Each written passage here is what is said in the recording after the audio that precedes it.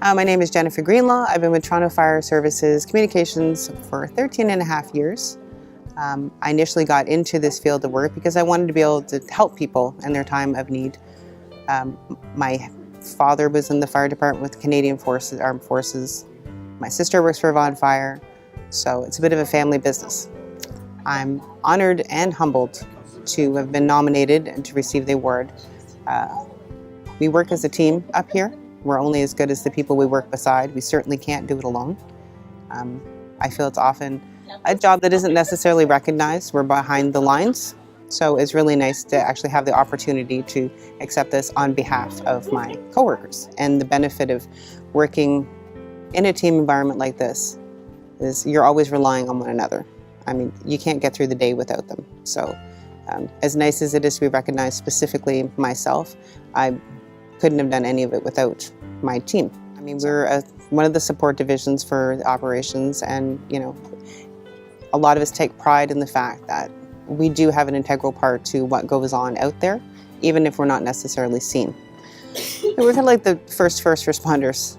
We have to quickly assess what the situation is, what kind of help is required, where to send it, and give the crews updated information. We're also responsible for giving pre-arrival instruction to help keep citizens safe, but also as dispatchers, we have to help provide safety for the crews, what we can do on our end, any updated information, hazards, risks, things that they need to know in a timely fashion. So paramount is crew safety and citizen safety above all else. My feelings about being Communicator of the Year leave me with a little bit of ambivalence. I'm a completely behind-the-scenes person. I like to do all the behind-the-scenes work. I like to work the computer. I like to make the phone calls. I like to help people that are all around behind the scenes. The day I came in to sit on 54 and 55 Division, and a holdup came over for 4 suspects with 4 guns and everything that ensued afterwards. That's why I signed up for the job. The last thing in my mind was that the supervisors would be nominating me for an award.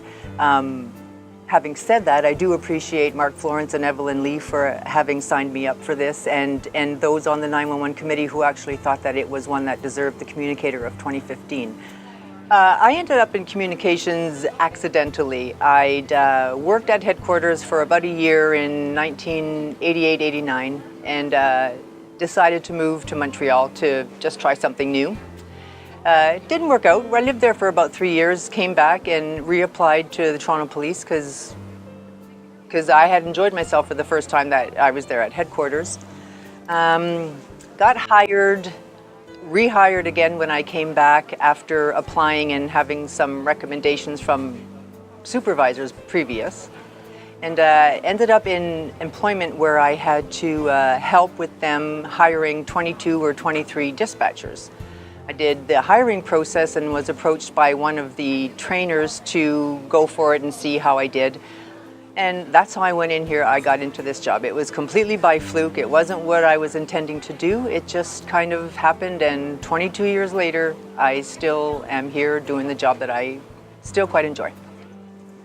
What I like most about my job is the interaction that you get with every person that you interact with in communications. You deal with the officers on the road, you deal with your co-workers, you deal with the public. Everybody has some kind of different input to give you. It's a challenge at times. Everybody has their own personality, be it the citizens of Toronto, the officers on the road, and whoever that you're dealing with.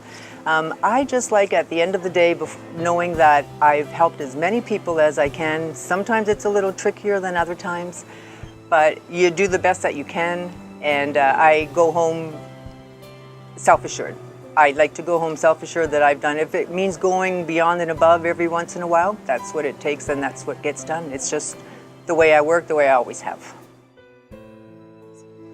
I'm truly speechless, Kim. It's been such an honor.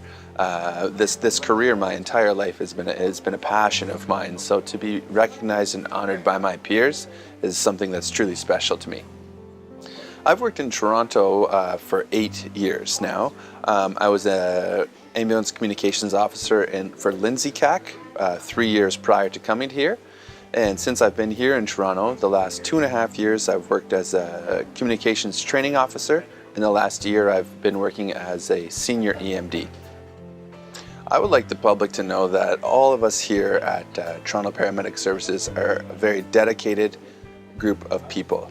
You're never going to meet another group of people who are selfless and who give everything to the public every single day on every single call. Really, Kim, I do make memories every day with the staff I work with here. I've done it all from delivering babies in the side of the highway in the back of a car to helping a child give CPR to his father, subsequently saving his life. My most memorable moment would probably be meeting my wife here. She's a paramedic on the road, and this job really has given me everything.